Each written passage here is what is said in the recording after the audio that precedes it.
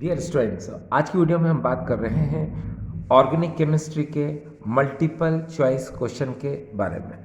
देखिए dear students, आपको organic chemistry में कन्वर्जन की बात हो, रिएक्शन की बात हो, तो ये वीडियो आपको बहुत ज़्यादा हेल्प कर सकता है। ठीक है, चलिए हम इसके पहले क्वेश्चन से शुरू करते हैं। हमारे सामने यह फर्स्ट क्वेश्चन है, अल्काइल साइनाइड को अगर हम रिडक्शन कराते हैं लिथियम एल्यूमिनियम हाइड्राइड की प्रेजेंस में, तो याद रखिए स्टूडेंट्स, यहाँ पर जो बनेगा वो 1 डिग्री अमाइन बनेगा। और अगर यहाँ पर अल्काइल आइसोसाइनाइड होता और अगर हम उसका रिडक्शन करते तो यहाँ पर 2 डिग्री अमाइन बनता। ठीक है, तो यहाँ पर मैं इस बात को पहले क्लियर कर दूँ। देखिए स्टूडेंट्स, यहाँ पर अल्काइल साइनाइड है, तो लिथियम एल्यूमिनियम हाइड्राइड की प्रेजेंस में इस 4H को आप 2H और 2H में ब्रेक कर दो, कर दिया। इसके बाद इस 2H को आप C को दे दो और ये 2H को N को दे दो, तो आपको यहाँ पर मिलेगा RCH2NH2। ठीक है, और इसको हम लोग बोलते हैं स्टूडेंट्स 1 डिग्री अमाइन। ये देखिए, ये यहाँ पर हमने लिख दिया, ये 1 डिग्री अमाइन। अगर यहाँ पर अल्काइल साइनाइड की जगह पर अल्काइल आइसोसाइनाइड होता तो यहाँ पर 1 डिग्री अमाइन के कंपैरिजन में क्या बनता है स्टूडेंट्स, 2 डिग्री अमाइन। तो चलो हम इसको अलग से लेके आपको बता देते हैं। जैसे मान लो यहाँ पर है RNC, ये है अल्काइल आइसोसाइनाइड, और इसको हम 4H से रिएक्ट कराते हैं। ठीक है, और यहाँ पर हम प्रेजेंस ले लेते हैं लिथियम एल्यूमिनियम हाइड्राइड की, LiAlH4, लिथियम एल्यूमिनियम हाइड्राइड की। तो इस 4H को जो ब्रेक आप करेंगे वो स्टूडेंट्स आपको 3H और H में आपको ब्रेक करना है। ठीक है, ये 3H आप C को दे दीजिए और 1H आप N को दे देंगे, तो यहाँ पर हो जाएगा R, यहाँ पर हो जाएगा ये NH और यहाँ पर हो जाएगा ये CH3, इस तरह से। ठीक है, तो इसको कहेंगे हम 2 डिग्री अमाइन। ठीक है, तो ये अगर क्लियर नहीं हो रहा है तो मैं यहाँ पर इसको CH3 लेके कर दूँ तो आपको ज़्यादा क्लियर हो जाएगा। जैसे यहाँ पर CH3NC ले लो और यहाँ पर आप 4H ले लो, प्रेजेंस तो है ही लिथियम एल्यूमिनियम हाइड्राइड की, इसको 3H और सिंगल H में कर लो, ये 3H C के साथ ऐड कर दो और इस H को N के साथ ऐड कर दो, तो आपने देखा CH3 कितनी बार हो जाएंगे, एक बार तो ये और एक बार यहाँ से, तो हम इसको लिख सकते हैं CH3 का होल ट्वाइस NH। तो अब आपको ये क्लियर हो गया क्या बना स्टूडेंट्स, यहाँ पर ये 2 डिग्री अमाइन का फॉर्मेशन हो गया। ठीक है, तो यहाँ से एक बात आपको क्लियर हो रही है कि यहाँ पर अगर अल्काइल साइनाइड है उसका रिडक्शन करोगे तो 1 डिग्री अमाइन बनेगा, और अगर यहाँ पर अल्काइल आइसोसाइनाइड होगा उसका रिडक्शन करेंगे तो 2 डिग्री अमाइन का फॉर्मेशन होगा। ठीक है, चलिए अब हम अगले क्वेश्चन पर चलते हैं। अगला क्वेश्चन हमारे सामने है, RCONH2 को Br2 के साथ रिएक्ट कराना है और 4KOH के साथ रिएक्ट कराना है। आप स्टूडेंट जानते हैं इस रिएक्शन का नाम है हाइपोब्रोमाइड रिएक्शन, और इसी को हम लोग बोलते हैं हॉफमैन ब्रोमाइड रिएक्शन। इस रिएक्शन के बारे में मैं एक बात बताऊं स्टूडेंट्स कि यहाँ पर R आप एलिफेटिक के लिए भी ले सकते हो और एरोमेटिक के लिए भी ले सकते हो। कहने का मतलब ये है कि आप यहाँ पर CH3 भी ले सकते हो और C6H5 भी ले सकते हो। ठीक है, यानी कि इससे हम मिथाइल अमाइन तो बना ही सकते हैं, साथ में हम एनिलीन का भी फॉर्मेशन कर सकते हैं। तो यहाँ से आपको एक बात क्लियर हो रही है कि Hofmann bromide reaction aliphatic as well as aromatic दोनों के फॉर्मेशन के लिए यूज में आती है, और आपको पता है कि इसका यूज अमाइन के फॉर्मेशन में होता है। ठीक है, अब करेंगे कैसे, यहाँ पर रिएक्शन स्टूडेंट्स ऑलरेडी ये देखिए पहले से ही बैलेंस है, तो आपको बैलेंस करने की ज़रूरत यहाँ पर नहीं है। अब आप क्या करोगे, देखो सबसे पहले यहाँ से RNH2, ये देखिए यहाँ से अमाइन को आप बना लो, ये आपने अमाइन का फॉर्मेशन कर लिया। अब यहाँ पर देखिए 4K है और यहाँ पर 2Br है, तो आप इस 4K को ऐसे लिख लो 2K और 2K, तो यहाँ से ये 2KBr बाहर कर दो, यहाँ से आपने ये 2KBr बाहर कर दिया। अब यहाँ पर देखिए ऑक्सीजन कितने हैं यहाँ पर 4 और हाइड्रोजन कितने हैं 4। आपको पता है जितने हाइड्रोजन होते हैं उसके हाफ वाटर मॉलिक्यूल का फॉर्मेशन होगा। यहाँ पर हाइड्रोजन 4 है तो हाफ कितना हुआ 2, तो 2H2 आप यहाँ से निकाल दो, तो आपने ये 2H2 निकाल दिए। तो हाइड्रोजन देखिए पूरे 4 यूज़ हो गए और ऑक्सीजन कितने यूज़ हो गए 2। अब कितने ऑक्सीजन बचे हैं, देखिए 2 ऑक्सीजन यहाँ से बचा है और यहाँ से CO बचा है और यहाँ से ये 2K भी बचा है। तो फाइनली आप यहाँ पर रिमूव कर सकते हो K2CO3 पोटेशियम कार्बोनेट की फॉर्म में।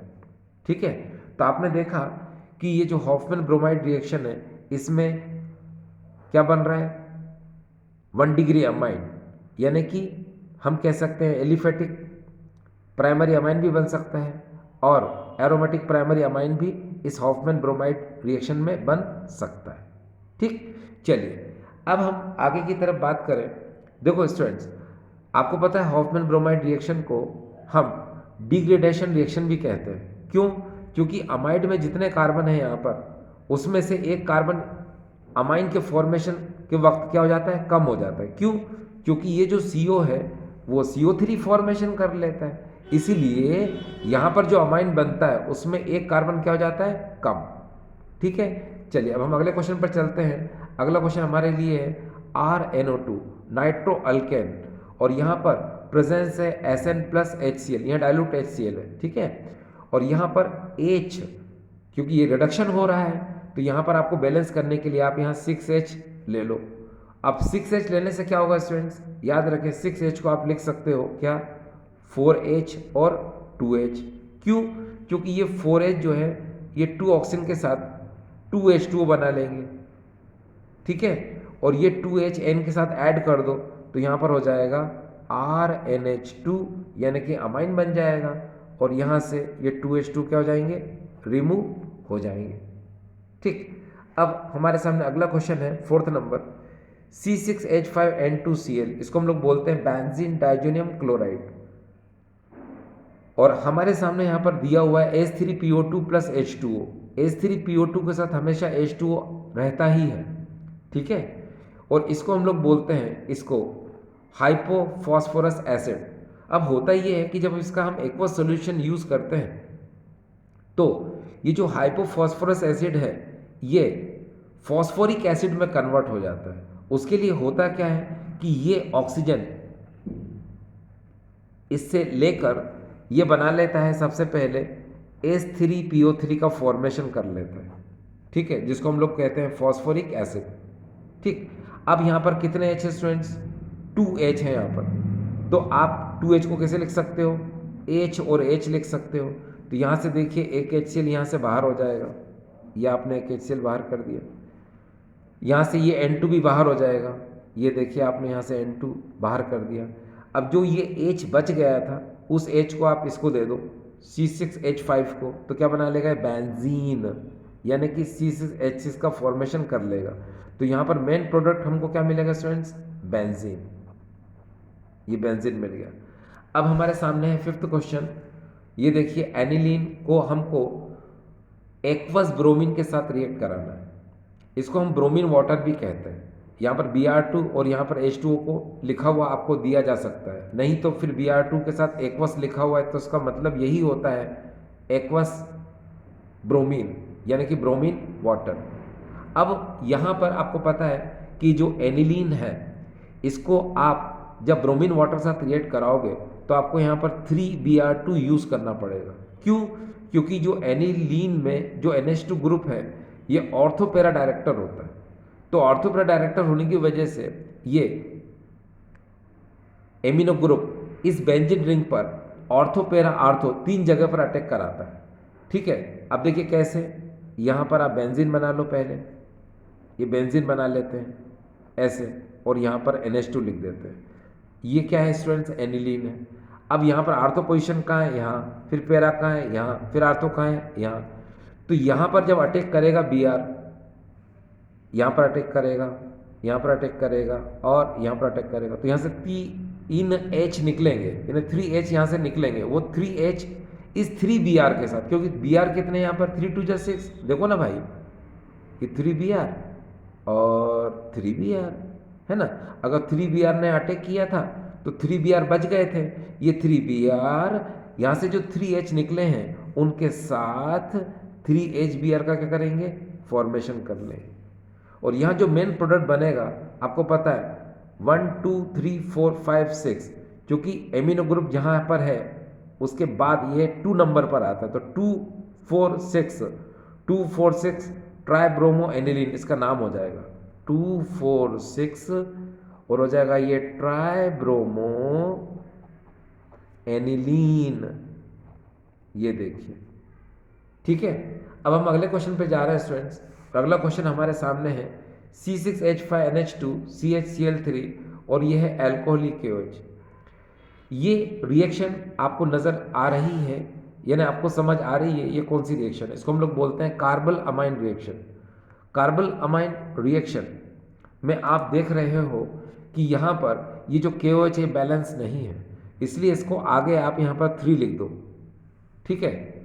अब यहाँ पर ये अल्कोहलिक को हम ब्रैकेट में लिख लेते हैं। तो आपने देखा यहाँ पर KOH कितने स्टूडेंट 3, जिसको कि हम ऐसे भी लिख सकते हैं अल्कोहलिक, ठीक है।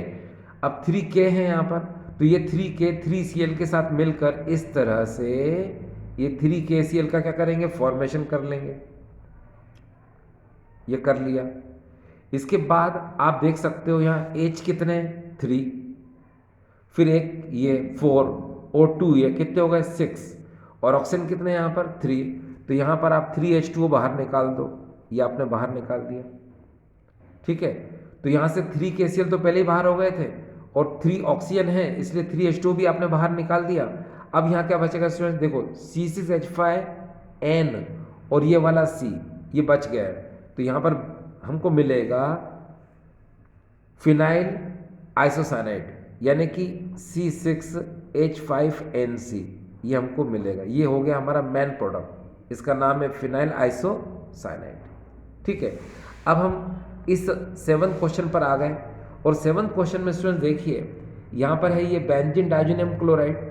इस बेंजीन डाइजोनियम क्लोराइड के एरो के ऊपर यहाँ पर HbF4 फ्लोरोबोरिक HbF4 यहाँ पर फ्लोरोबोरिक एसिड आपको दिया हुआ है और नंबर 2 पर NaNO2 कॉपर के साथ और साथ में हीट दी हुई है। तो इसका मतलब पहले स्टूडेंट जानो आप कि पहले आपको इससे रिएक्शन कराना है HbF4 से, तो जो प्रोडक्ट बनेगा उसको आप NaNO2 को रिएक्ट कराओगे कॉपर की प्रेजेंस में, ठीक है, और हीट करोगे तो मेन प्रोडक्ट आपका बनेगा। तो चलो पहले हम HbF4 से इसको रिएक्ट करा लेते हैं, ठीक है। बाद में फिर क्या कराएंगे, हम इसको NaNO2 को कॉपर के साथ लेकर रिएक्ट कराएंगे। तो चलो शुरू करते हैं। इसको मैं स्टूडेंट्स एक बार फिर से यहाँ लिख लेता हूँ, देखिए कैसे, C6H5N2Cl और यहाँ पर हम HbF4 से पहले रिएक्शन कराते हैं।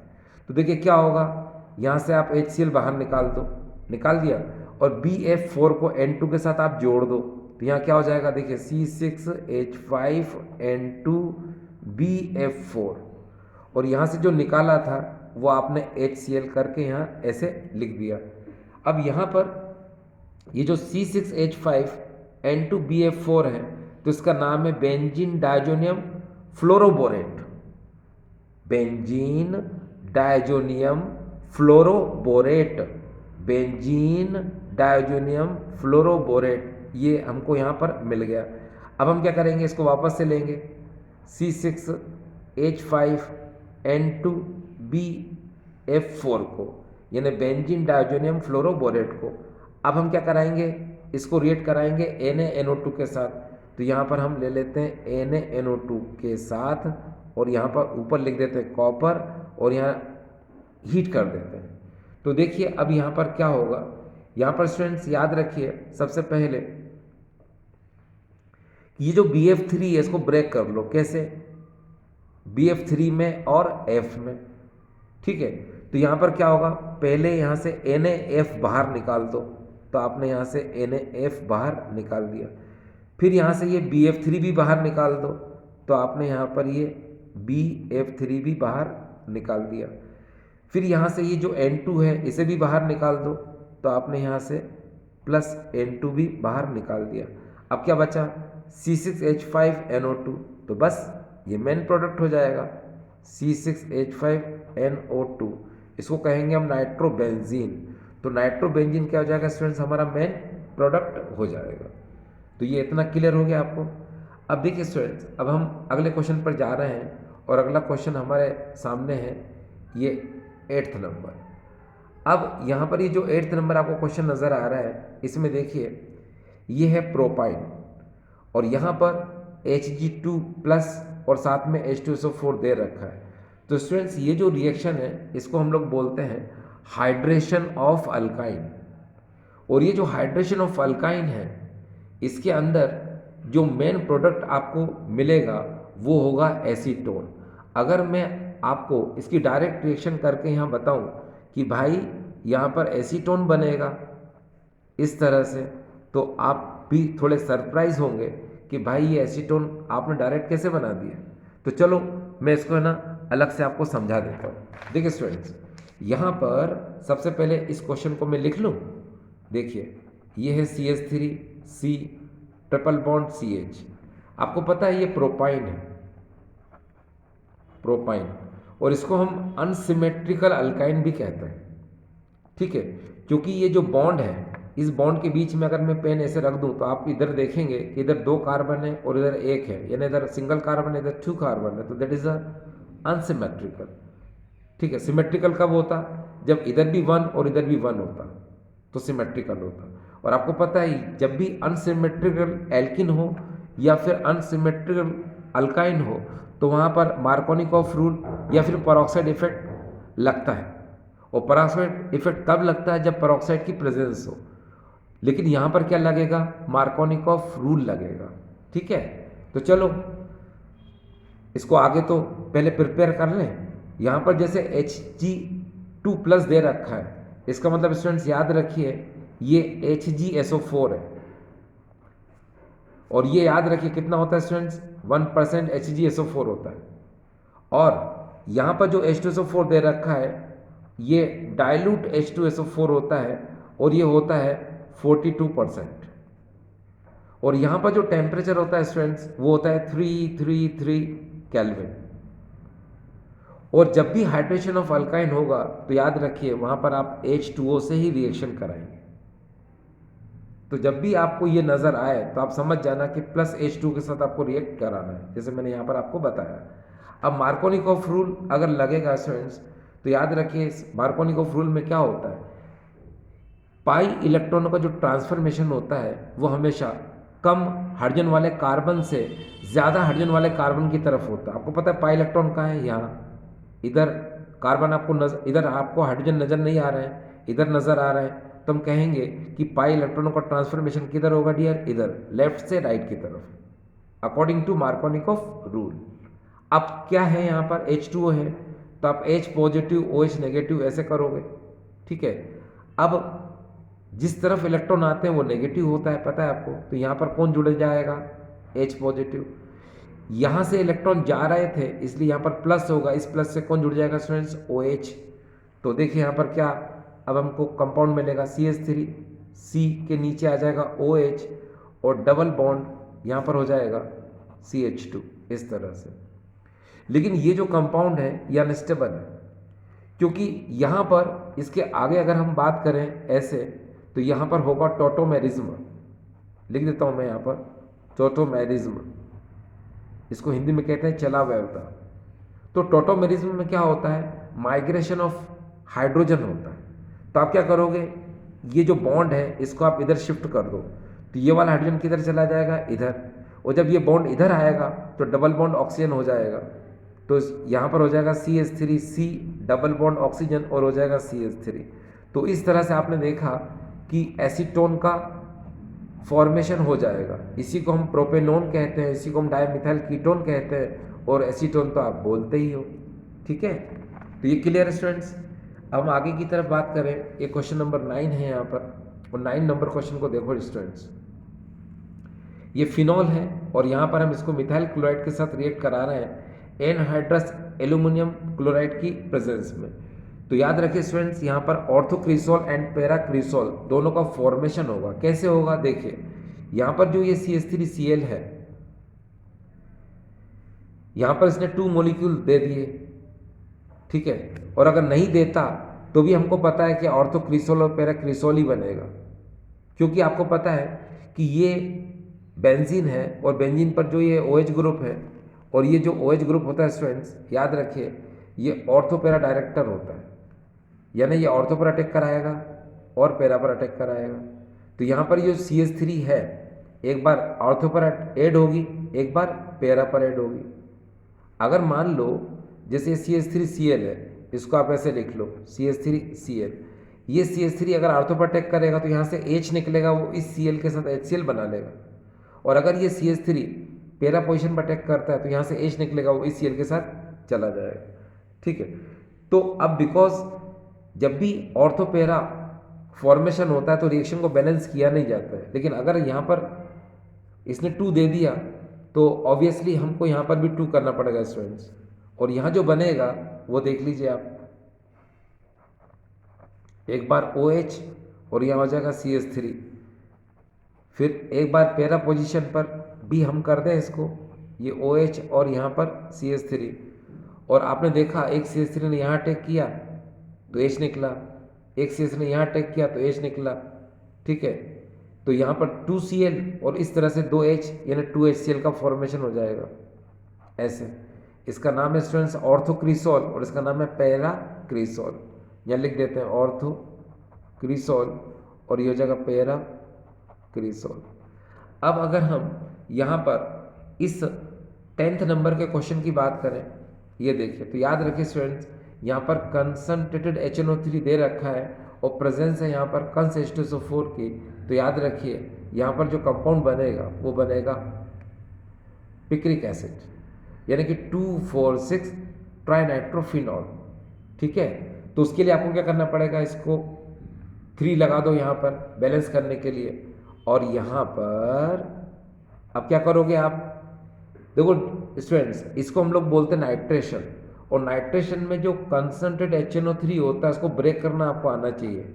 NO2 पॉजिटिव और OH नेगेटिव में ही हमेशा ब्रेक होगा, ये निश्चित है निश्चित है निश्चित है। तो ये जो NO2 पॉजिटिव है ये अटैक करेगा आर्थो पर, पैरा पर और आर्थो पर, तो यहाँ से H निकलेगा, वो H इस OH के साथ मिलके वाटर बना लेगा। ठीक है, तो आपको पता चल गया कि ये OH फिनॉल पर हम नाइट्रेशन करा रहे हैं तो OH तो ऊपर आएगा ही, और यहाँ पर एक NO2 यहाँ, एक पैरा पर, फिर अगेन एक आर्थो पर, और यहाँ से क्या हो जाएगा स्टूडेंट्स 3H2। इसका नाम 2,4,6 ट्राइनाइट्रोफिनॉल, 2,4,6 ये ट्राई नाइट्रोफिनॉल फिनॉल, और इसी को स्टूडेंट्स हम लोग बोलते हैं picric acid, PICRIC picric acid. ठीक है, अब स्टूडेंट्स एक बात दिमाग में रखिए कि मान लो यहाँ पर डाइल्यूट HNO3 आ जाए तो फिर क्या होगा, तो इसीलिए मैं आपको एक बार कंसंट्रेट लेके समझाया, एक बार मैं डाइल्यूट लेकर के आपको बताने की कोशिश कर रहा हूँ कि ब्रेक चाहे कंसंट्रेट हो चाहे डाइल्यूट हो, ब्रेक तो ऐसे ही होगा स्टूडेंट्स NO2 और OH में। इस बार ये ट्राई सब्स्टिट्यूट नहीं बनाएगा, ये आर्थो पर अटैक करेगा एक बार और एक बार पैरा पर अटैक करेगा, कौन NO2। तो यहाँ पर जो मेन प्रोडक्ट बनेगा स्टूडेंट्स ये देखिए, यहाँ पर होगा OH, NO2 आर्थो पर, फिर यहाँ पर होगा OH, ठीक है, और पैरा पर NO2, और यहाँ पर H2O रिमूव हो जाएगा। इसका नाम है आर्थोनाइट्रोफिनॉल, इसका नाम है पैरानाइट्रोफिनॉल, क्योंकि आर्थो पर है तो आर्थोनाइट्रोफिनॉल, ये पैरा पर तो पैरानाइट्रोफिनॉल। ठीक है, अब स्टूडेंट्स हम अगले क्वेश्चन पर जा रहे हैं। अगला क्वेश्चन नंबर है 12, और यहाँ पर फॉर्मेल्डिहाइड दे रखा है और यहाँ पर दे रखा है NH3। तो अब आप सोचिए कि फॉर्मेल्डिहाइड को अगर हम NH3 के साथ रिएक्ट कराएं तो मेन कंपाउंड क्या बन सकता है, तो मैं आपको जल्दी से बता देता हूँ स्टूडेंट्स। यहाँ पर यूरोट्रोपिन बनेगा, ठीक है। उसके लिए हम यहाँ पर बैलेंस करेंगे, NH3 को यहाँ 6 कर दो, कर दिया। अब यहाँ पर एक बात का ध्यान रखें स्टूडेंट्स कि ये जो HCHO है इसको आप कैसे लिख सकते हो, CH2O भी तो लिख सकते हो भाई, है ना। अब देखिए इसको भी फिर स्टूडेंट्स अपन को क्या करना पड़ेगा, थोड़ा देखें हम कि यहाँ पर जैसे NH3 कितना है, यहाँ पर मैंने 6 कर दिया, ठीक है। और यहाँ पर फिर मेरे को HCHO को फिर ज़्यादा बैलेंस करना पड़ेगा।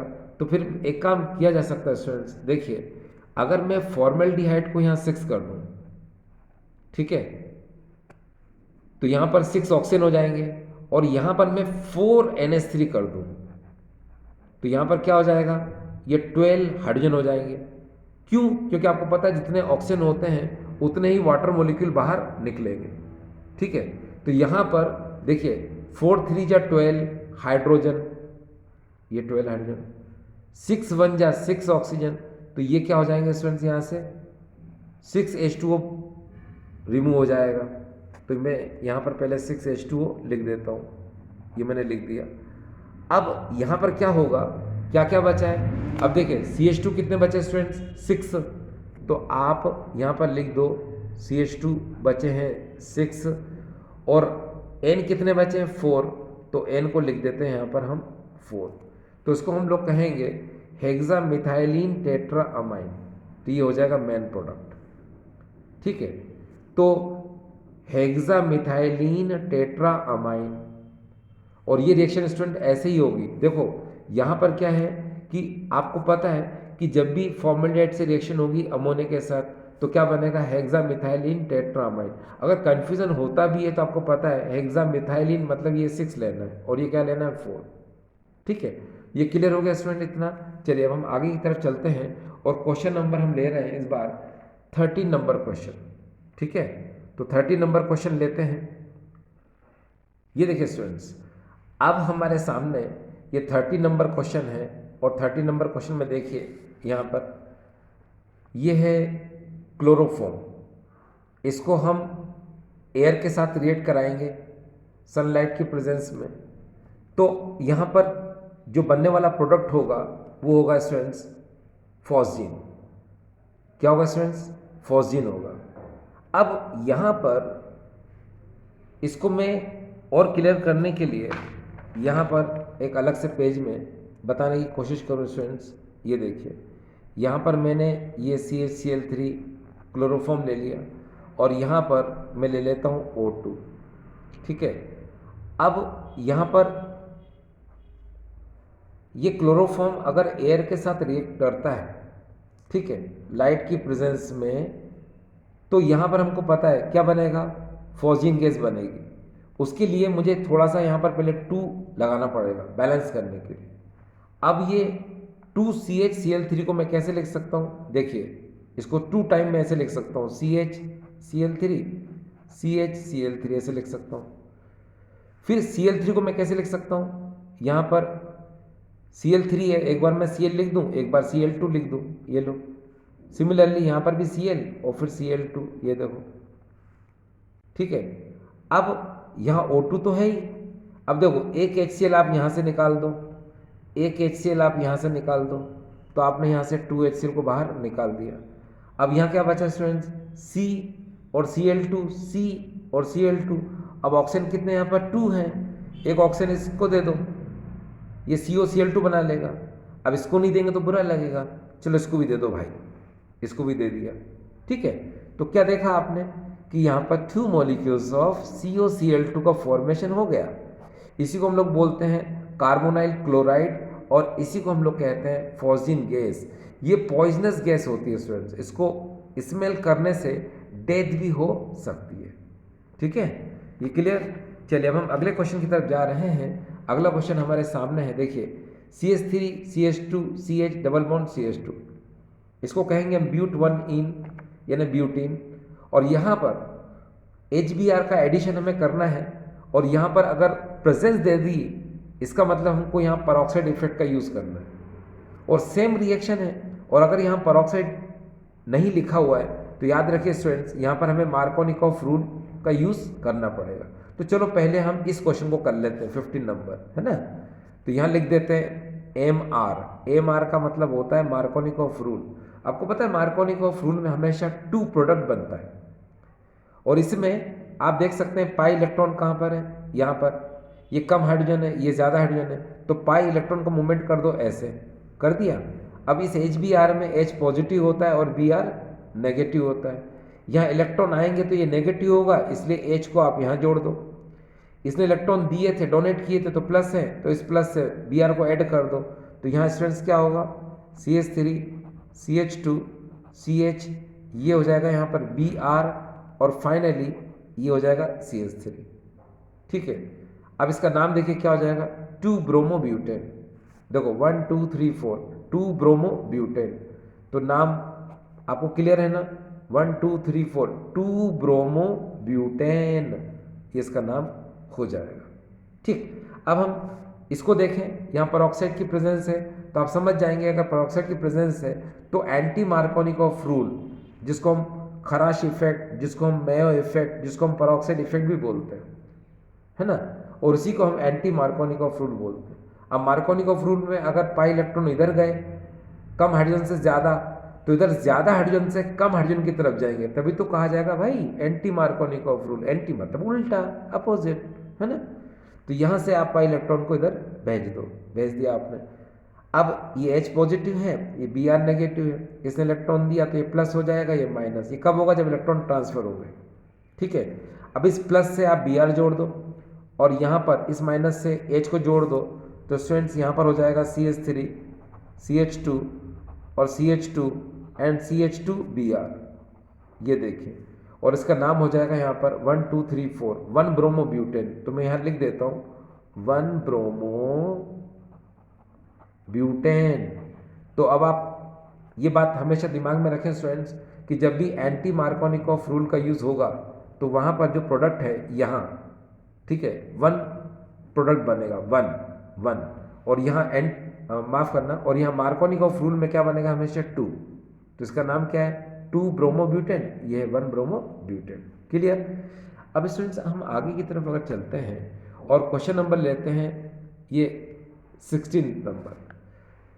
तो यहाँ 16 नंबर और 17 नंबर को आप थोड़ा सा ध्यान देना, तो आपको बहुत अच्छे से छोटी छोटी चीज़ें क्लियर होती चली जाएंगी। यहाँ पर देखिए स्टूडेंट्स, एक्वस KOH है और यहाँ पर एल्कोहलिक KOH है। एक्वस KOH में एडिशन होता है और एल्कोहलिक KOH में एलिमिनेशन रिएक्शन होती है। ठीक है, इन चीज़ों को समझने से होता ही है स्टूडेंट्स की जो कन्वर्जन है हमें जल्दी समझ में आ जाता है, जो रिएक्शन है केमिकल रिएक्शन वो भी हमें जल्दी समझ आ जाती है, और बेसिक अगर स्ट्रॉन्ग है तो हमें कभी भी प्रॉब्लम नहीं आती है। ठीक है, तो चलो हम अगर KOH को ले रहे हैं वाटर के साथ, यानी एक्वस KOH ले रहे हैं, तो यहाँ पर एडिशन होगा। एडिशन में क्या होता है, अगर आप देखें यहाँ से ये KCl बाहर हो जाएगा और OH को आप यहाँ पर जोड़ दीजिए, तो यहाँ पर हो जाएगा CH3 CH2OH। ये देखिए, इसको कहेंगे हम एथेनॉल, और यहाँ से क्या रिमूव हो गया स्टूडेंट्स, ये KCl। ठीक है, ये क्लियर। अब देखिए यहाँ पर एल्कोहलिक KOH अगर हम लेंगे तो इसमें एलिमिनेशन होगा। एलिमिनेशन का मतलब कैसे, कि यहाँ जो CH3 CH2Cl है, इसको क्या मैं ऐसे लिख सकता हूँ, देखिए CH3 CH2Cl ऐसे लिख दिया मैंने, और इस CH3 को भी मैंने CH2 और H ऐसे लिख दिया, तो बात तो वही हो जाएगी भाई CH3। अब यहाँ से H और यहाँ से Cl, इसको डायरेक्ट आप बाहर निकाल दो। ठीक है, ये देखो एरो के इस तरफ मैंने डायरेक्ट HCl बाहर निकाल दिया। ये इलेक्ट्रॉन चला जाएगा, एक इलेक्ट्रॉन छोड़ जाएगा, ये Cl चला जाएगा, एक इलेक्ट्रॉन छोड़ देगा, ये हाइड्रोजन चला जाएगा, एक इलेक्ट्रॉन छोड़ देगा, तो यहाँ पर डबल बॉन्ड क्रिएट हो जाएगा, है ना स्टूडेंट्स। तो CH2 डबल बॉन्ड CH2, तो आपने देखा यहाँ पर क्या बन गया, इथीन, यानी कि बन गया यहाँ पर एल्कीन। तो ये मैंने क्या किया कि आपको डायरेक्ट बता दिया कि अगर एल्कोहलिक KOH ले रहे हो तो आप यहाँ से H और यहाँ से Cl, HCl को बाहर कर दो तो इनके बीच में डबल बॉन्ड आ जाएगा। ठीक है, और एक्वस KOH है तो यहाँ से KCl को बाहर कर दो, OH का एडिशन कर दो, ठीक है, तो ये बन जाएगा। तो ये बात आपको क्लियर रहनी चाहिए स्टूडेंट्स, ठीक है। अब हम आगे चलें, यहाँ पर देखिए क्लोरोबेंजीन है, और क्लोरोबेंजीन को अगर आप हाइड्रोलिसिस करते हो नॉर्मल कंडीशन पर, यानी कि NaOH के साथ रिएक्ट कराओगे, तो याद रखिए रिएक्शन नहीं होगी, नो रिएक्शन, क्योंकि नॉर्मल कंडीशन में ये जो क्लोरोबेंजीन है इसका हाइड्रोलिसिस नहीं होता, ठीक है। अगर इसका हाइड्रोलिसिस कराना है तो हमें कंडीशन अडॉप्ट करना पड़ेगी। उसके लिए हम 19 नंबर क्वेश्चन को देखें। आपने नाम सुना होगा स्टूडेंट्स डाउस प्रोसेस। तो डाउस प्रोसेस की ये पहली वाली स्टेप है जिसको आप देख रहे हो, ठीक है। यहाँ पर देखो ये क्लोरोबेंजीन है, ये NaOH है, और यहाँ पर टेम्परेचर है 623 केल्विन, और एटमॉस्फेरिक प्रेशर ही है यहाँ पर 300 atm। तो जो यहाँ पर NaOH आपको नज़र आ रहा है स्टूडेंट्स, तो यहाँ पर क्या होगा, ये देखिए आप यहाँ से HCl को रिमूव कर दीजिए लाइक दिस। यहाँ पर सबसे पहले हमें मिलेगा, देखिए सोडियम फिनॉक्साइड लाइक दिस, इस तरह से मिलेगा ये, ठीक है। और यहाँ से रिमूव क्या किया था आपने, HCl, ये देखिए। तो इसका मेन प्रोडक्ट यहाँ पर फिलहाल ये बनेगा। और हाँ, अगर आप इसका एसिडिक हाइड्रोलिसिस करा दो, ठीक है, यहाँ पर अगर आप HCl लेते हो, ठीक है, इसको एसिडिक हाइड्रोलिसिस बोलेंगे, तो यहाँ से NaCl ये रिमूव हो जाएगा, H जुड़ जाएगा, तो यहाँ पर क्या बन जाएगा स्टूडेंट्स, फिनॉल। तो यहाँ पर बन जाएगा फिनॉल, और यहाँ से आपने NaCl को बाहर निकाल दिया। क्लियर, ये कौन है स्टूडेंट्स, फिनॉल। क्लियर, हम आगे चलते हैं। अब हम आगे की तरफ बात करें स्टूडेंट्स, और क्वेश्चन नंबर है हमारे सामने 20। यहाँ पर हमें बेंजीन दिया हुआ है और हमारे सामने दिया हुआ है ओलियम। ओलियम का मतलब होता है स्टूडेंट्स H2S2O7। इसी को हम फ्यूमिंग सल्फ्यूरिक एसिड भी बोलते हैं। वास्तव में ये जो ओलियम दिया हुआ है इसको लिखा कैसे जाता है, तो चलो हम लोग इसको अगेन लिखने की कोशिश करते हैं। जैसे आपने सबसे पहले बेंजीन बना लिया इस तरह से, ठीक है। फिर क्या करोगे, आप यहाँ पर लोगे H2SO4 जो कि लिक्विड है, और स्टूडेंट्स ये कंसनट्रेट होता है, याद रखिएगा, कंसनट्रेट H2SO4 जो कि लिक्विड होता है। और यहाँ पर हम SO3 गैस को लेते हैं, और जब H2SO4 लिक्विड में हम SO3 गैस को पास करते हैं तो जो फॉर्मेशन होता है वो होता है H2S2O7 का, जिसको कि हम ओलियम कहते हैं, और इसी को हम लोग कहते हैं फ्यूमिंग सल्फ्यूरिक एसिड। अब इसका हमको रिएक्शन कराना है, तो रिएक्शन SO3 नहीं करता स्टूडेंट्स, रिएक्शन करता है तो H2SO4 करता है, और हमको इसको ब्रेक करना आना चाहिए। जैसे अगर आप H2SO4 को देखें तो इसको SO3H पॉजिटिव और OH नेगेटिव में हम ब्रेक करते हैं। SO3H जो है अटैक करेगा कहाँ पर, टॉप पर, यहाँ पर, तो यहाँ से H निकलेगा OH के साथ H2O, और ये बनाएगा बेंजीन सल्फोनिक एसिड। कुल मिलाकर के आप देखें ये बेंजीन, और यहाँ पर आप SO3H लिख दो, और यहाँ से आपने H2O को तो बाहर कर ही दिया। नाम इसका याद रखें student, benzene sulphonic acid, benzene sulphonic acid, ये बन गया, ठीक है। और वैसे भी स्टूडेंट्स आप लोग बहुत अच्छे से जानते हो इलेक्ट्रोफिलिक सब्स्टिट्यूशन रिएक्शन में जो पॉजिटिव पार्ट होता है वही अटैक करता है। आपने नाइट्रेशन में देखा होगा, उसमें NO2 पॉजिटिव ने अटैक किया। अगर हेलोजनेशन की बात करें तो उसमें हेलोजन जो पॉजिटिव होगा वो अटैक करेगा। सल्फोनेशन में देखिए आप, जो पॉजिटिव पार्ट ये अटैक करता है। तो जितने भी रिएक्शन जिनके नाम मैं बता रहा हूँ आपको, halogenation, nitration, sulphonation, Friedel-Crafts reaction, ये सारी की सारी इलेक्ट्रोफिलिक सब्स्टिट्यूशन रिएक्शन है, मीन्स इनमें पॉजिटिव पार्ट अटैक करता है, ठीक है। और जो न्यूक्लियोफिलिक सब्स्टिट्यूशन रिएक्शन होती है उनमें नेगेटिव पार्ट अटैक करता है, ठीक है। चलिए हम आगे चलते हैं। इस समय हम बात करें स्टूडेंट्स 21 नंबर क्वेश्चन की, और यहाँ पर आप देख रहे हो इसका नाम है टर्शरी ब्यूटाइल अल्कोहल, और हम कॉपर की प्रेजेंस में 573 केल्विन पर जब इसको हीट करते हैं तो स्टूडेंट्स याद रखिए इसमें डिहाइड्रोजनेशन नहीं होता। अगर यहाँ 1 डिग्री होगा अल्कोहल तो उसमें H2 रिमूव हो जाएगा, अगर यहाँ पर 2 डिग्री अल्कोहल होगा तो उसमें H2 रिमूव हो जाएगा। मगर ये 3 डिग्री अल्कोहल है, इसमें H2 रिमूव नहीं होता, इसमें सीधे वाटर मॉलिक्यूल क्या होगा, रिमूव होगा। कैसे, ये देखिए, यहाँ से OH और यहाँ से H को आप बाहर कर दो। जैसे CH3 है ना, इसको आप कैसे लिख सकते हो स्टूडेंट्स, CH2 और H लिख सकते हो, है ना। यहाँ का H और OH आप बाहर निकाल दो, ठीक है। अगर यहाँ से H2 बाहर निकाल दिया, उसको देखो आपने यहाँ से ऐसे लिख दिया। अब देखो ये OH जाएगा, एक इलेक्ट्रॉन छोड़ देगा, H जाएगा, एक इलेक्ट्रॉन छोड़, तो इनके बीच में क्या आएगा, डबल बॉन्ड। वैसे भी आप स्टूडेंट जानते हो कि जब भी कोई, जैसे कार्बन से ये OH जुड़ा हुआ है, ठीक है, अगर ये पूरी तरह से बाहर होगा तो एक इलेक्ट्रॉन छोड़ के जाएगा ही।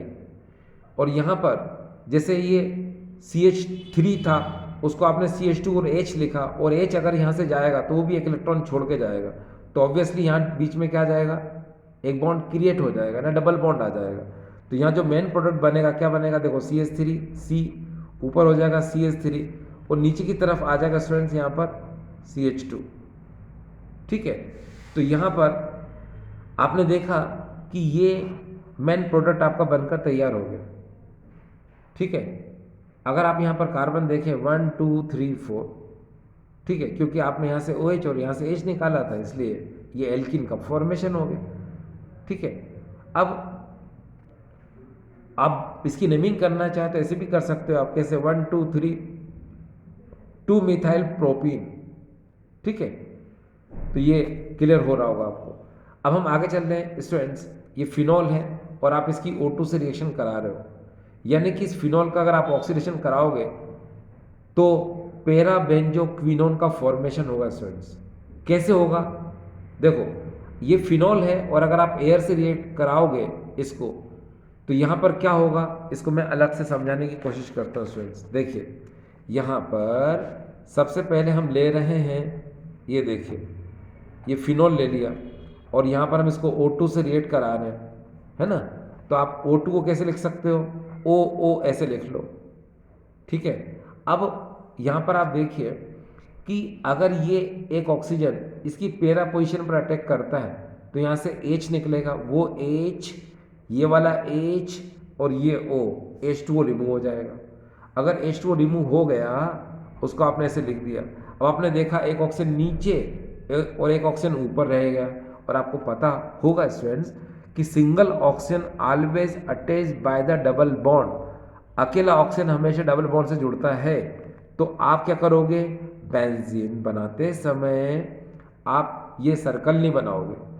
क्यों नहीं बनाओगे, बता रहा है ना आपको कि यहाँ पर जो कार्बन है वो 2 इलेक्ट्रॉन से ऊपर जुड़ गया, है ना। यहाँ जो कार्बन है वो 2 इलेक्ट्रॉन से ऊपर जुड़ गया ना ऑक्सीजन के साथ, और नीचे वाला भी यहाँ पर ऑक्सीजन के साथ डबल बॉन्ड से जुड़ गया। तो ये जो पैराबेंजोक्विनोन बनता है, इसमें alternate double bond single bond होते हैं, डबल बॉन्ड सिंगल बॉन्ड, यहाँ आएगा double bond single bond double bond, यहाँ आएगा सिंगल बॉन्ड, यहाँ आएगा डबल बॉन्ड।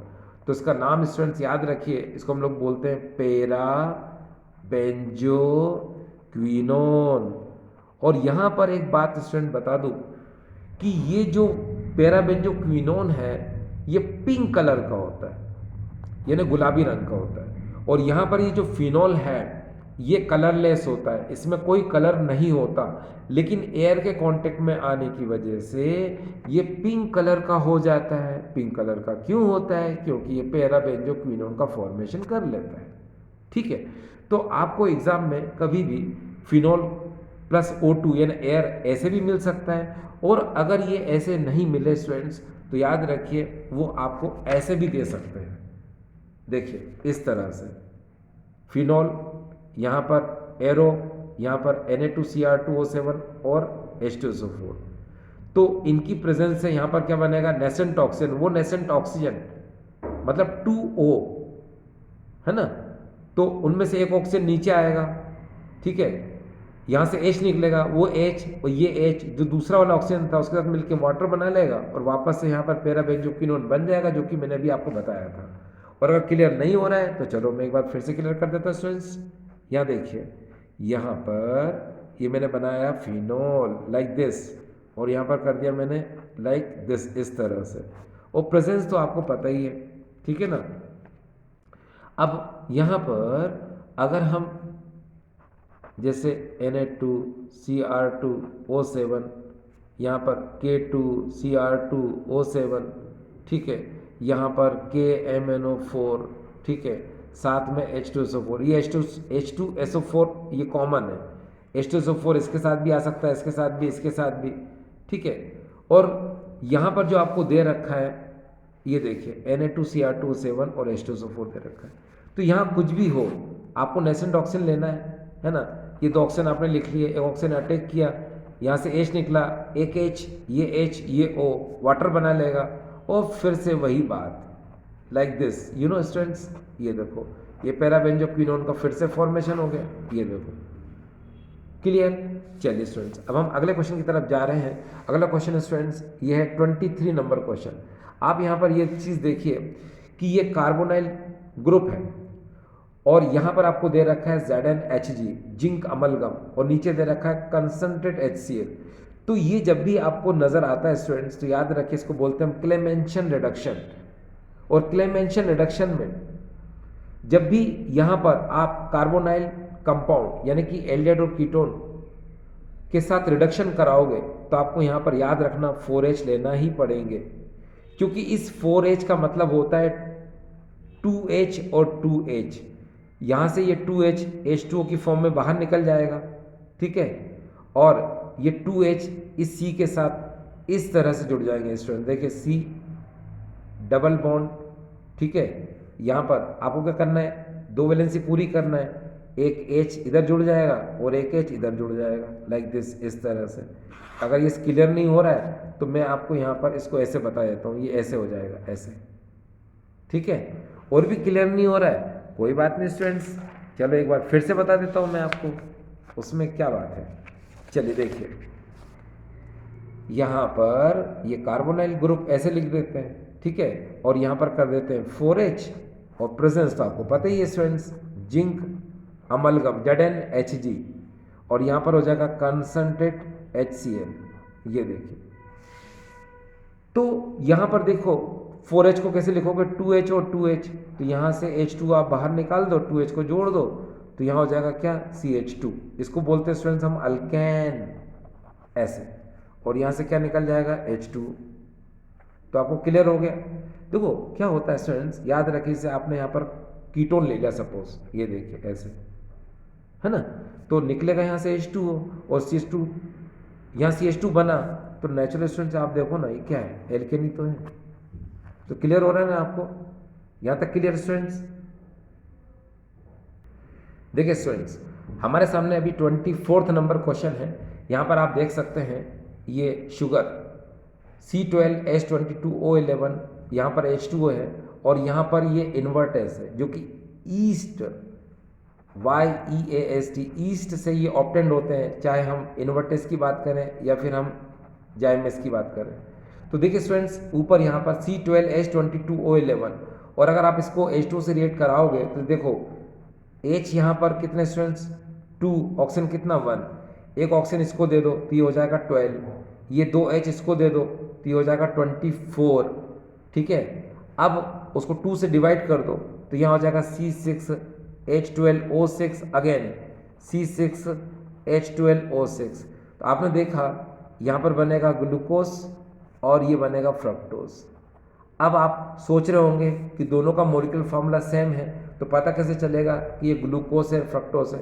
तो देखो स्टूडेंट, जब इनका स्ट्रक्चर आप बनाते हैं तो ग्लूकोज में एल्डिहाइड ग्रुप होता है CHO, और फ्रक्टोज में कीटो ग्रुप होता है, ठीक है। अब हम इसको आगे बता दें कि ये फर्मेंटेशन प्रोसेस है स्टूडेंट्स, याद रखिएगा, और ये बहुत इंपॉर्टेंट मेथड होती है। इसमें आप देखो कि यहाँ पर जो ग्लूकोज और फ्रक्टोज बना, उस ग्लूकोज फ्रक्टोज को आप यहाँ पर लाते हैं, और जाइमेस की प्रेजेंस में जब उसको आप हीट करते हो, ठीक है, तो ये बनाता है क्या, ये देखिए ट्वाइस C2H5OH, ये बनाता है इथेनॉल, ये देखो, ठीक है। और फिर यहाँ पर निकलेगा क्या स्टूडेंट्स, 2CO2, ये कार्बन डाइऑक्साइड गैस यहाँ से क्या हो रही है, निकल रही है। तो यहाँ पर आपने देखा कि यहाँ पर जो हमको मिला बाई प्रोडक्ट में कार्बन डाइऑक्साइड, और यहाँ पर जो मेन प्रोडक्ट है वो कौन है स्टूडेंट्स, इथेनॉल, ठीक है।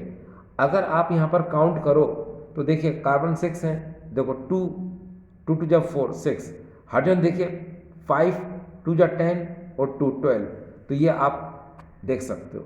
अब देखिए स्टूडेंट्स, ये जो मैंने बताया आपको, ये फर्मेंटेशन प्रोसेस थी और जिसमें हम शुगर से इथेनॉल का फॉर्मेशन करते हैं। और ये देखिए इथेनॉल यहाँ पर फॉर्मेट हो रहा है, ये बन रहा है। देखो डियर स्टूडेंट्स, हमारे देश की एक बहुत बड़ी विडंबना है, यानी कि जिसको कह सकते हैं कि प्रॉब्लम है, कि हमारी कंट्री में जितनी शराब नहीं बनती है उससे ज़्यादा पीने वाले लोग, है ना। आप ये देखें इवनिंग के टाइम पर, शाम के टाइम पर जितनी मेडिसिन की दुकान पर भीड़ नहीं लगती है, उतनी ज़्यादा आपको वाइन शॉप पर भीड़ दिखाई देती है।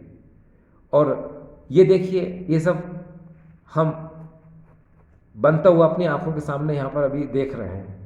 ठीक है, चलिए हम ज़्यादा बात ना करते हुए आगे चलते हैं स्टूडेंट्स।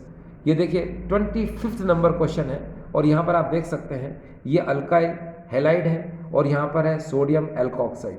तो देखो स्टूडेंट्स, यहाँ पर ये जो रिएक्शन है इसी को हम लोग बोलते हैं विलियमसन सिंथेसिस। और इस विलियमसन सिंथेसिस में ये जो अल्काइल हैलाइड का जो हैलाइड आयन है, ये सोडियम एल्कोक्साइड के एल्कोक्सिक ग्रुप से रिप्लेस होता है। वंस मोर स्टूडेंट्स, देखिए विलियमसन सिंथेसिस में अल्काइल हैलाइड का हैलाइड आयन सोडियम एल्कोक्साइड के एल्कोक्सिक ग्रुप से रिप्लेस हो जाता है। ये देखो, ये यहाँ आएगा, X यहाँ से हट जाएगा, वो Na के साथ NaX बना लेगा। ये देखिए ये NaX बन गया और यहाँ पर स्टूडेंट्स आप देख सकते हो क्या बनेगा स्टूडेंट्स, ये देखिए ROR। ये देखिए ये ईथर का फॉर्मेशन हो चुका है। और ये जो स्टूडेंट्स आपको यहाँ ईथर नज़र आ रहा है, जानते हैं इसमें जो डाइथाइल ईथर है उसको यूज़ करते हैं हम एनेस्थेटिक पर्पस के लिए। ठीक है, यानी कि ऑपरेशन थिएटर में किसी भी ह्यूमन बीइंग को जिसका कि ऑपरेशन होना है उसको बेहोश करने के लिए हम डाइथाइल ईथर का यूज़ करते हैं। ठीक है, अब देखिए स्टूडेंट्स, हमारे सामने ये 26 नंबर क्वेश्चन है। ये 26 और ये 27 नंबर आपने विलियमसन सिंथेसिस में इन्हें हो सकता है देखा हो। तो देखिए स्टूडेंट्स, हम 26 नंबर क्वेश्चन की बात कर रहे हैं। इसमें हमको बताना है कि मेन प्रोडक्ट क्या होगा और 27 में भी हमको बताना है कि यहाँ मेन प्रोडक्ट क्या होगा। तो मैं पहले स्टूडेंट्स 26 नंबर क्वेश्चन की बात करूँ तो देखिए स्टूडेंट्स, यहाँ पर ये है मिथाइल ब्रोमाइड, यानी कि अल्काइल हैलाइड है ये। और यहाँ पर आपको ये जो नज़र आ रहा है ये सोडियम एल्कोक्साइड है ये।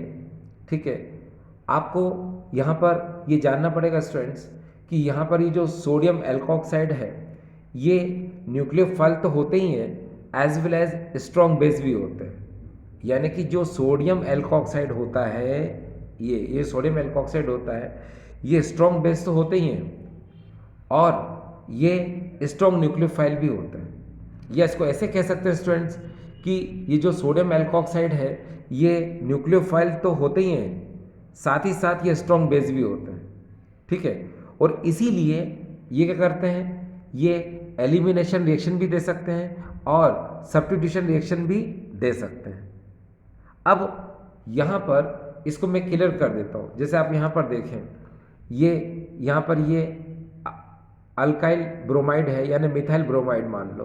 ठीक है, तो यहाँ पर ये जो सोडियम एल्कोक्साइड है ये स्ट्रॉन्ग न्यूक्लियोफाइल की तरह बिहेव करेगा और यहाँ पर जो वीक न्यूक्लियोफाइल है इसे क्या करेगा, रिप्लेस कर देगा। देखिए कैसे रिप्लेस करेगा वो बताता हूँ मैं आपको। मिथाइल ब्रोमाइड का जो नेगेटिव पार्ट है ये, इसको ये एल्कोक्साइड पार्ट क्या करेगा, इसको ये रिप्लेस करेगा, जिसकी वजह से ये Br और ये NaBr का फॉर्मेशन कर लेंगे। ये देखिए, और यहाँ जो बनेगा वो क्या बनेगा, ये देखिए, पहले आप ये CH3 लिख दो, फिर ये O लिख दो, फिर ये इस तरह से लिख दो, ऐसे लिख दो। ठीक है, या चाहो तो पहले ये फिर बाद में सी एस लिख दो, कोई फ़र्क नहीं पड़ता। अब स्टूडेंट्स यहाँ पर ये जो आपको नज़र आ रहा है, ठीक है, इसका नाम क्या है पता है? इसका नाम है टर्शरी ब्यूटाइल मिथाइल ईथर। ठीक है, नाम क्या है इसका, लिख देता हूँ मैं, इसका नाम है टर्शरी ब्यूटाइल, फिर हो जाएगा मिथाइल मिथाइल ईथर। तो आपने देखा कि यहाँ पर मेन प्रोडक्ट क्या बना, ये बना। तो याद रखिएगा स्टूडेंट्स, ये 26 नंबर क्वेश्चन में अगर यहाँ पर 1 डिग्री हेलो अल्केन है, ठीक है, यानी कि अल्काइल ब्रोमाइड या मिथाइल ब्रोमाइड है, तो यहाँ पर प्रोडक्ट जो बनेगा वो हमेशा क्या बनेगा, ईथर ही बनेगा। क्या बनेगा, हमेशा ईथर ही बनेगा, ये क्लियर है। ठीक है, करना कुछ नहीं है, यहाँ का NaBr बाहर निकाल दो, बस NaBr बाहर निकाल दो, बाकी CH3 को अटैच कर दो, लो खत्म। अब यहाँ पर 27 नंबर क्वेश्चन को देखिए स्टूडेंट्स यहाँ पर, और 27 नंबर क्वेश्चन में क्या है कि यहाँ पर ये जो अल्काइल ब्रोमाइड है ये टर्शरी ब्यूटाइल ब्रोमाइड है। क्या बोलेंगे इसको हम, टर्शरी ब्यूटाइल ब्रोमाइड, और ये टर्शरी ब्यूटाइल ब्रोमाइड है यहाँ पर, और यहाँ पर ये NaOCH3 यानी कि सोडियम एल्कोक्साइड ही है यहाँ पर भी। तो यहाँ पर याद रखिएगा कि अगर यहाँ पर 2 डिग्री या फिर 3 डिग्री अल्काइल हैलाइड होता है तो यहाँ पर जो मेजर प्रोडक्ट है वो एल्किन बनेगा, यानी ईथर नहीं बनेगा। क्या बनेगा, एल्किन। जैसे आप यहाँ पर देखें कि ये टर्शरी ब्यूटाइल ब्रोमाइड है, ठीक है, और यहाँ पर ये कौन है, ये सोडियम एल्कोक्साइड यानी सोडियम मेथॉक्साइड है यहाँ पर, ठीक है, ये सोडियम मैथ ऑक्साइड है। तो यहाँ पर आपको मैंने बताया था कि ये न्यूक्लियोफाइल तो होता ही है, साथ ही साथ ये स्ट्रॉन्ग बेस भी होता है। अब यहाँ पर क्या देख रहे हैं आप कि यहाँ पर सब्स्टिट्यूशन रिएक्शन नहीं हो सकती, ये सब्स्टिट्यूशन रिएक्शन नहीं कर पाएगा। क्यों, क्योंकि ये 3 डिग्री है। लेकिन भाई स्ट्रॉन्ग बेस होने की वजह से एलिमिनेशन तो कर पाएगा ना। क्या, स्ट्रॉन्ग बेस होने की वजह से एलिमिनेशन तो कर पाएगा। एलिमिनेशन का मतलब होता है यहाँ से Br और यहाँ से H को निकालना होता है स्टूडेंट्स, याद रखिए। आप यहाँ से H और यहाँ से Br निकाल दो, बस, है ना। अब देखिए, और यहाँ का जो Br है अगर निकलता है इस H के साथ, ठीक है, तो आप डायरेक्ट लिख सकते हो, ठीक है। तो मेन प्रोडक्ट क्या बनेगा, वो देखो CH3, C, यहाँ CH3 और यहाँ पर बच जाएगा CH2, ठीक है। आप डायरेक्ट क्या करो, यहाँ पर HBr लिख दो। और अगर आप ऐसा नहीं करना है तो ऐसे कर सकते हो, देखो यहाँ से एक NaBr बाहर निकाल दो, ये NaBr बाहर निकाल दिया, और ये CH3 था, इसको आप CH2H लिखे थे, इस H को आप CH3O के साथ लिख दो, तो क्या हो जाएगा, ये CH3OH हो जाएगा, ठीक है। तो बात एक ही है, NaBr CH3OH बाहर निकालो, या फिर डायरेक्ट आप इसकी प्रेजेंस ले लो, यहाँ से Br और H निकालो, तो मेन प्रोडक्ट क्या बनेगा स्टूडेंट्स, ये, इसका नाम क्या है, 2-मिथाइल प्रोपीन।